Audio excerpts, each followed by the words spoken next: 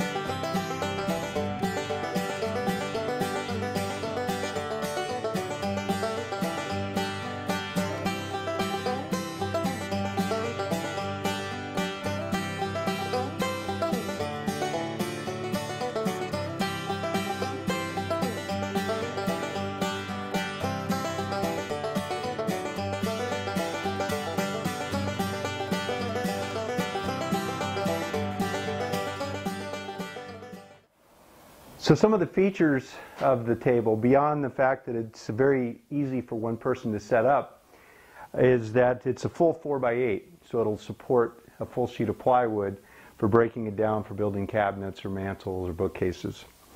The other feature is that it has a lot of tool storage beneath the surface. One of the biggest problems with a sheet of plywood or a door blank is that it becomes the only surface around, so the tools and the materials tend to end up laying right on the surface. So with the open architecture of the table, both across and this way, I'm able to store tools anywhere around the table and have easy access to them.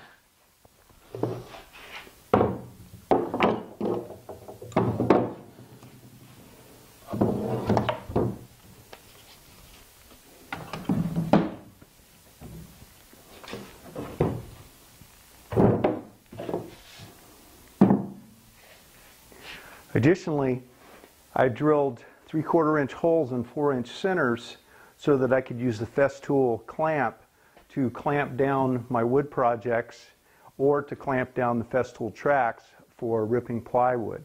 So these clamps, which are readily available through Festool, can drop into any of these holes, creating an infinite variety of clamping opportunities.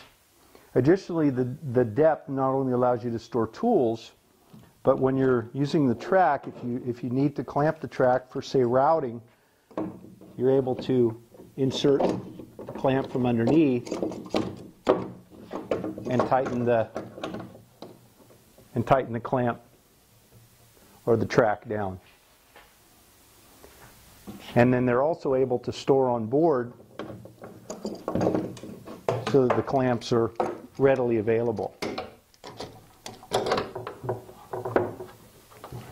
Additionally, for cutting on the surface to protect the top, to keep from cutting into the surface when I'm breaking down plywood, I'm able to keep sacrificial strips stored the long way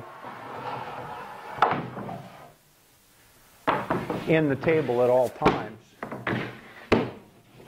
They don't add much weight, and so I can just leave them with the table when I break it down.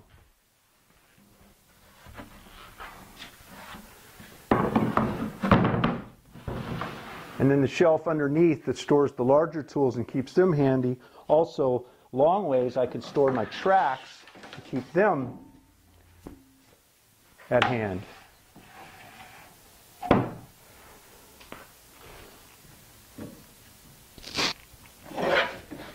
So then the process of breaking down plywood becomes a simple one.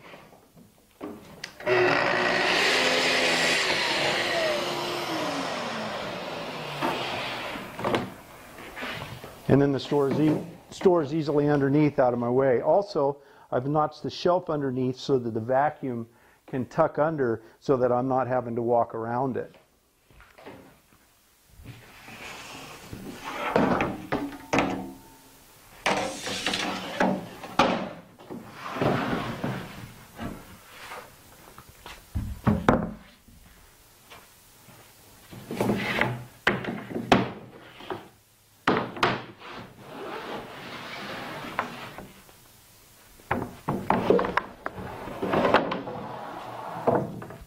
And it's just that quick and easy to clear the table and keep it clear for the next phase or the next project.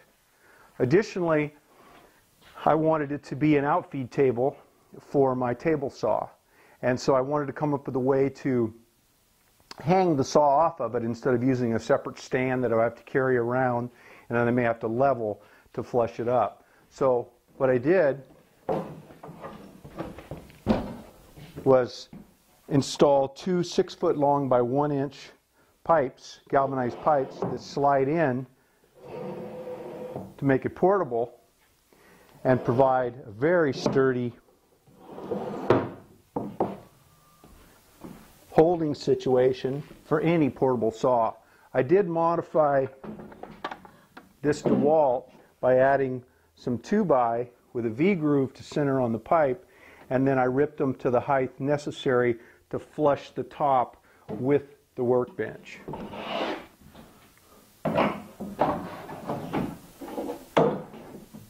And just the weight of the table saw holds it in place.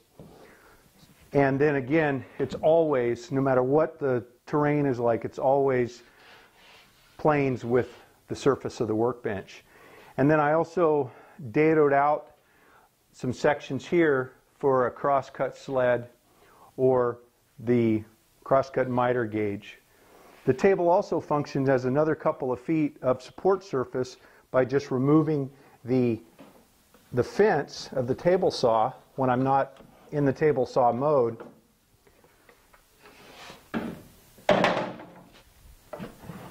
And then I have additional surface for longer projects. So that's my table, that's my design. I hope this has been interesting, and I'll look forward to your comments.